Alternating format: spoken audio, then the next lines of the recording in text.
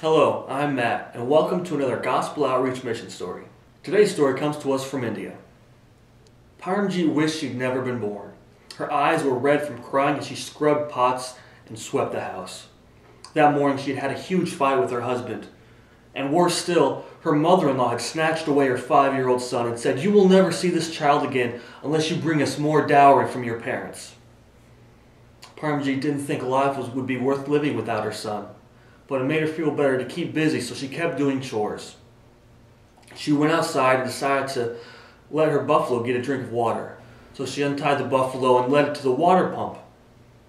And as it was slurping up the water, a crow landed on its back. At first, Paramjeet didn't think anything of this. It was normal for a crow to land on the back of a buffalo.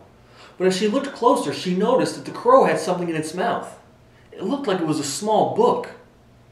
She moved in closer to see what it was, but she scared the crow away and it flew off, dropping the book on the ground. Paramjeet walked over and picked it up to see what it was. It was a small pamphlet, and she began to read it. It was a pamphlet telling about Jesus Christ. By the time she had finished reading it, the buffalo was done drinking. But Paramjeet had never felt more peace in her life. It was an amazing story she had just read. She led the buffalo back to the house and tied it to a post under a tree. And she sat down and read the book again. It was such a wonderful story. She loved every bit of it. But her husband was due home soon, so she quickly hid the book in her sari and rushed into the house to make him some food.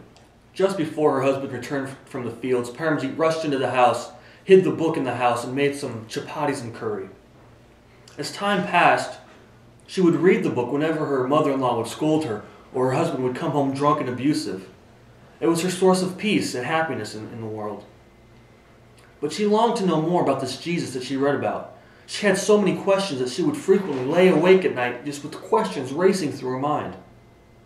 One day a friend told her about a pastor who was visiting their village. As the friend pointed the pastor out to her, she realized that this man walked by her house every day. And so one day, when no one else was around, she stopped him and asked him about this Jesus she had read about. He agreed to give her Bible studies and to tell her more, but he wanted her to come to his house so he could tell her free of interruption from friends and other people. And so she agreed to do that. And she visited with this pastor and his wife in their house and studied the Bible with them. These times of Bible study were precious to Paramjeet.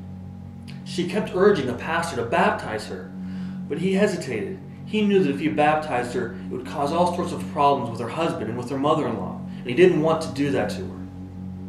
But finally, one day, when Paramjeet's husband and mother-in-law were out of town for several days, she finally convinced the pastor to baptize her. She was baptized and joined the local church. After Paramjeet joined the church, she decided not to hide her Bible reading and prayer from her family. Her husband noticed, but he didn't object. And in fact, when he began to prosper on his farm, he told Paramjeet it was because of her prayers. This filled Paramjeet's heart with peace.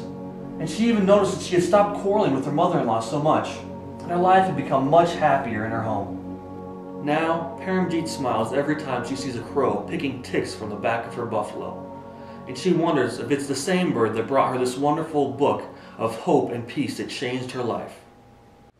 Well, we hope you enjoyed another Gospel Outreach Mission story. Be sure to join us again next week for another story.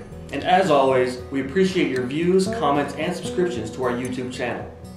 Thanks, have a great week, and God bless.